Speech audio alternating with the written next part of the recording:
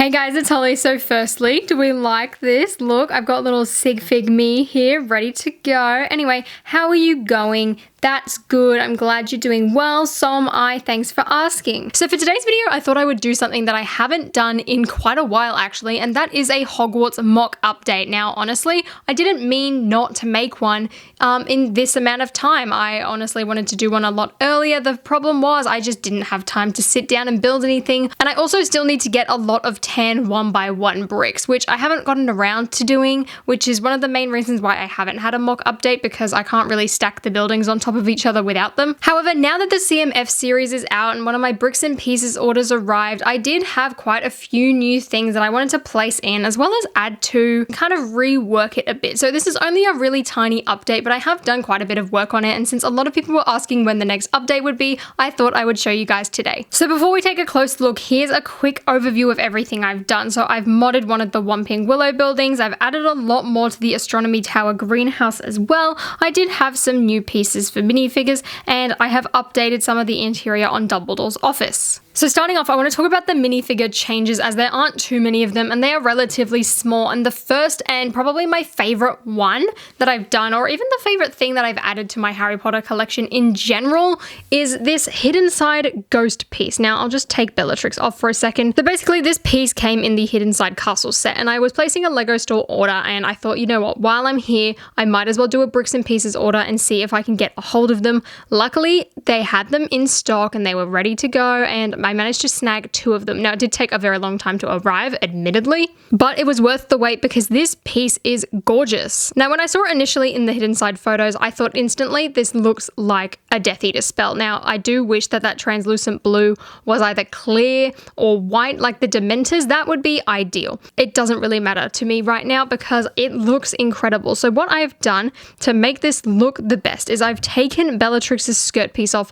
and instead I've put on short legs, because that means she sinks down into the piece a lot better and you don't have any of her legs sticking out the top. And it looks incredibly effective. I really hope they use this piece in some of like the Battle for Hogwarts sets and things like that, because the Death Eaters are always going around flying. I think this would just really bring that extra oomph to the set. I wish I ordered more than 2 in hindsight, because I feel like these would be really good to have like flying around. You get some of those clear pieces and just like attach it to the roof and things like that. The next thing isn't really a change, it's more of just a piece. So I finally managed to snag the Remember-All from 2002. So this piece was only in one set, and that was that tiny flying lesson set with Draco and Harry, and I really wanted this, mainly just to give it to my young Neville that I made. I thought it would be the perfect accessory, but also it's just a really neat looking piece, and I managed to find a bricklaying store that had one, which I was already going to order a few other things off, including a CMF buzz. So when I placed that order, I thought I might as well just get it and then be able to give it to Neville and hold it, and mainly to put it in my minifigure frames, but I've run out of space. I've got way too many figures right now. But overall, I think it looks really good and it really adds a little extra something to this. Now onto probably the most boring section of this update, and that is this little tower from the Whomping Willow set.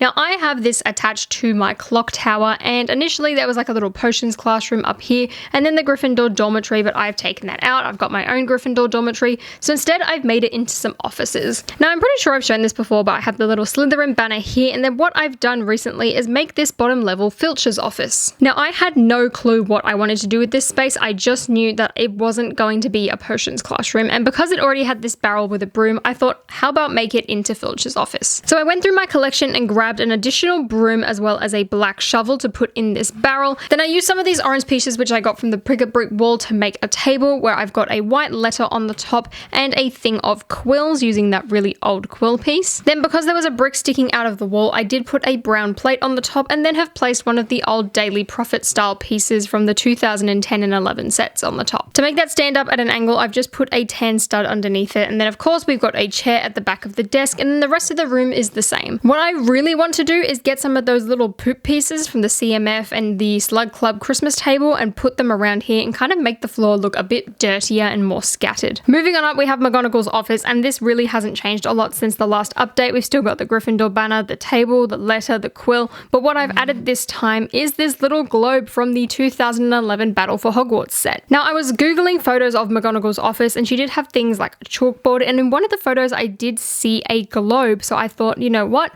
I've got one. It's in the set, it's ready to go out of the accessories, let's just stick it there, as I didn't really know what else to put in this space. I know I didn't want to have a bookcase or a shelf or anything like that. I think the space is too small, and purely because the chair kind of sits back, you can't have anything directly behind it. It's a pretty simple addition, but honestly, I think it really does make it look better than what it was before without it. Next up, we have Dumbledore's office, and this one I'm pretty sure is going to be very, very close to done soon. All I need to do is get some 1x2 slopes, and then this front section is done, and I'm pretty happy with how the interior turned out. I can't imagine I'll be adding too much more now, but here it is. So starting off at the bottom, we have a potions room. So I ended up adding the other bookcase to here, and I think it looks really good. One of my favorite parts is the translucent clear minifigure head. I really think it adds a lot of variation to the cabinet, and I also like the fact that they have these little drawers at the bottom. And then because there was a lot of space in the middle and these two tiles weren't connected, I added one of those spinning plates with some translucent orange studs at the bottom to represent a flame,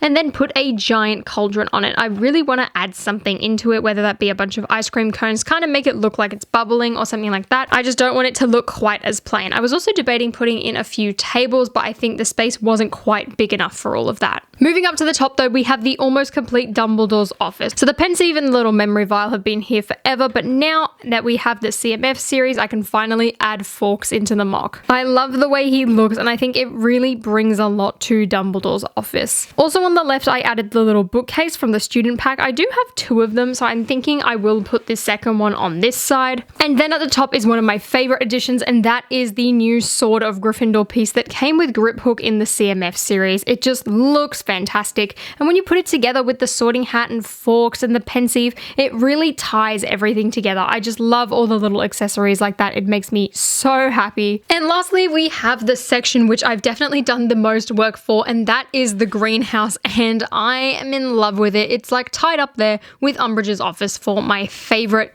builds slash like upgrades that I've done to this MOC. I'm really impressed with how it turned out. The thing that really makes it stand out to me is all of the landscaping I've done, but I also added a little cobblestone pathway using a lot of these round tiles, and because Diagon Alley also had some studs mixed into it, I thought I would do that. That way figures can stand on it if I would like them to, and it looks amazing. I'm just really, really happy with this. So to extend the front, what I did is I've had these 4x6 tiles, and to make it stick, I literally just put one of these cylindrical tiles here, and then I had a little jumper, and that's what's connecting it on this hand side. Then on the left, I have a brown plate, which pretty much runs across almost the entire tile, so this one's definitely on a lot more secure. So on the left hand side, I have one of these green leaves with a little yellow flower on the top. I have a dark green piece of seaweed. Then I have a little flower pot with some green stems, having a white, purple, and blue flower with one of those little leaf pieces in the middle in olive green, just so that all of the colors aren't the same. That was the biggest thing I really wanted to do, was mix up the different colors. Taking away this orange flower, you can see that there is then two green leaves stacked on top of each other with one of those stem pieces going all the way through the middle, and that is sitting on a brown jumper. We then have one of these seaweed pieces, one of these other dark green seaweed pieces,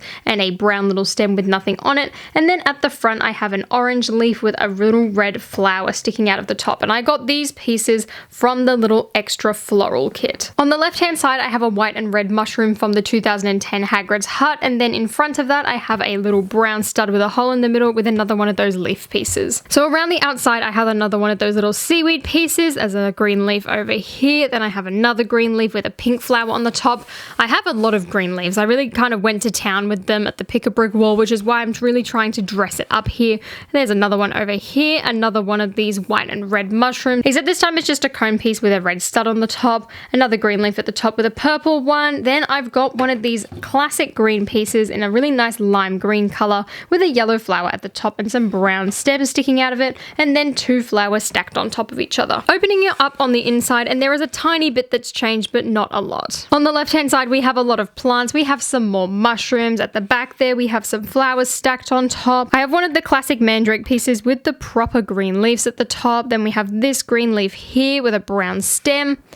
some more flowers underneath, one of these classic plant pieces, more flowers at the top here, and a vase with 2 stems stacked on top of each other so that I could have more flowers. We then got the magnifying glass over here, some scissors on the other side, and there's a little barrel with a plate at the top, which I've just stuck some plants through and a flower on the top just to decorate that a bit. Then on top of the chalkboard, I've put some more green leaves and some more flower pieces, and there's also a leaf underneath. Coming over to the mandrake table, I've just got Neville placed there at the moment since I have quite a few of those figures. At the bottom, we have some lime green leaves, and then over here we have more leaves and a dark pink flower. Now, there are a lot of the same pieces reused in this build, but I really think it looks good. I think with something like this and a greenhouse, the more the merrier, really, and a lot of color variation is good too. So that is everything that I've worked on recently with my Hogwarts MOC. Like I said, I really need to buy some more pieces, and until then, I don't think there'll be another update too soon. Anyway, guys, I really hope you enjoyed this video, and as always, let me know any suggestions you have for any types of rooms I should do or any improvements you think I could make. And if you enjoyed this video, please give me a thumbs up and consider subscribing to my channel down below if you haven't already, and until next time, I'll see you later.